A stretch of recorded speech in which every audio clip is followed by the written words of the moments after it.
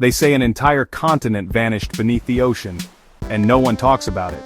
Some call it a myth, others swear it's real. But what if Lemuria was more than just a lost city? What if it changed everything we know about ancient history? You've heard of Atlantis. But have you heard of Lemuria? This so-called sunken continent has been buried by time, mystery, and ocean water. From ancient Tamil texts to wild 19th century theories to shocking geological discoveries in the Indian Ocean, Lemuria keeps popping up in the strangest places. And here's the crazy part. Some scientists did find something on the ocean floor.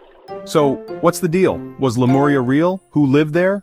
Why did it disappear? And most importantly, why does nobody really talk about it? Here's the thing.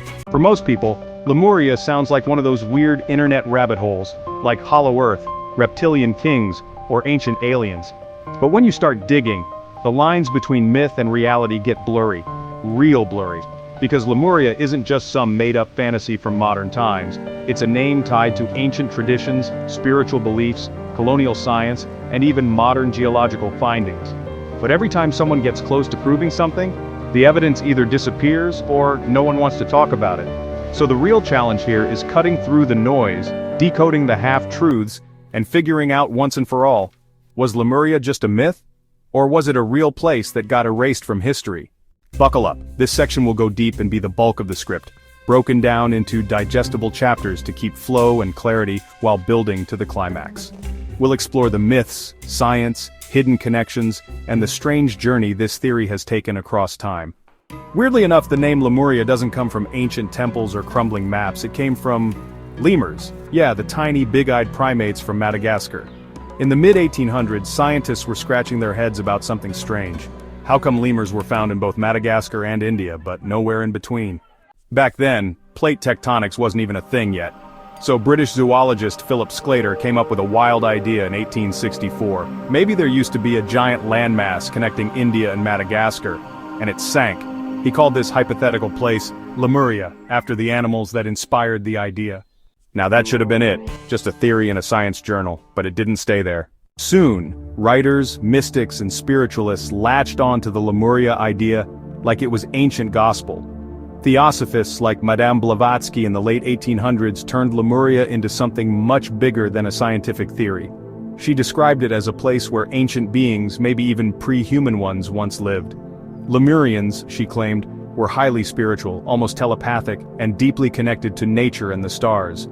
Some even believed Lemurians had third eyes, walked 10 feet tall, and vanished in a massive cataclysm. It was part ancient wisdom, part science fiction, and part colonial fantasy. But here's the twist. Way before Sclater and Blavatsky, ancient Tamil texts spoke of something called Kumari Kandam. According to Tamil legends, Kumari Kandam was a massive land south of India, home to a highly advanced Tamil civilization. It was said to have been swallowed by the sea, not just once but multiple times. And get this, it was said to be the birthplace of Tamil culture itself. Some even claim ancient temples now submerged along the Indian coast are proof of this lost land. The Tamil epic Silappatikaram makes references to kings, lands, and cities that are no longer around today. Coincidence? Or a different name for the same lost world? But here's where things get messy. During British rule in India, the Lemuria idea mixed with colonial thinking. British scholars used it to push the idea that Tamil culture had foreign origins, not native roots.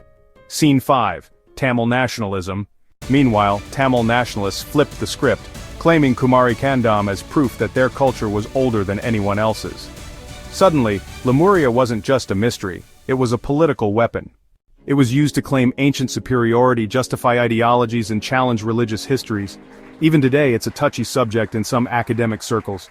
Because if Lemuria really existed, it might rewrite the entire ancient history of South Asia.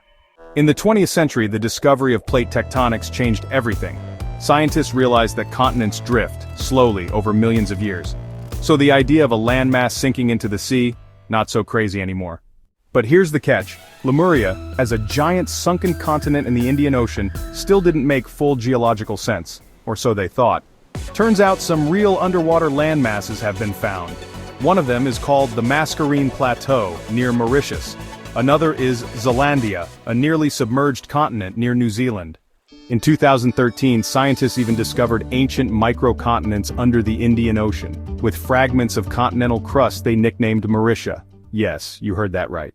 They found continental fragments underwater where Lemuria was supposed to be. So now the question is, did something massive really sink out there? Now here's where things get spooky. Lemuria-type myths aren't just in Tamil culture, they pop up all over the world. Polynesian stories talk about a sunken homeland. Scene 3, Aboriginal legends. The Aboriginal Australians speak of a lost southern land. Scene 4, Japanese folklore. Even parts of Japanese folklore mention a vanished continent. Scene 5, Easter Island. And let's not forget Easter Island's legends of a motherland called Hiva, swallowed by waves. Are these just stories? Some people point to submerged structures off the coast of India like Dwarka and Pumpuhar as signs of ancient cities lost to the sea. Then there's the Zeno map, drawn in the 1500s, showing land masses where today there's just ocean. And scattered across South India, Sri Lanka, and Madagascar are ancient megaliths and cultural links that seem oddly connected. Too many loose threads. Too many patterns. Could Lemuria have been a real place, just not in the way we expected? So why doesn't anyone teach Lemuria in school? Simple science moved on. Once plate tectonics came around, the original Lemuria theory was declared obsolete, and since so much of it got tied to mysticism and pseudoscience, most researchers didn't want to touch it. But here's the problem. They may have thrown out the myth and ignored the clues, because as we've seen, there is something under that ocean, something big. And nobody's quite sure what it means yet. In 2013, a team of geologists found ancient zircon crystals on Mauritius that were billions of years old, older than the island itself. They didn't belong there. The crystals had come from a long-lost continent that had sunk beneath the waves. They called it Mauritia. Sound familiar? It wasn't a full continent like Sclater imagined, but it was real, and it was in the exact area people had been pointing to for over 100 years. Let that sink in. They may have actually found Lemuria, just not under that name. So is Lemuria real? Not in the mystical third eye, ancient superhuman way some stories tell, but also not totally fake. The truth is somewhere in between. A forgotten land that once existed, reshaped by time, water, and history. A land that connected ancient cultures, inspired legends across the globe, and maybe, just maybe, still holds secrets deep beneath the sea.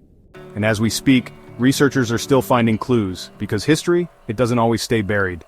If you enjoy our journey, please like and subscribe to our channel. And if you like our content and want to support me, you are welcome to buy me a coffee. The link is in the description box below.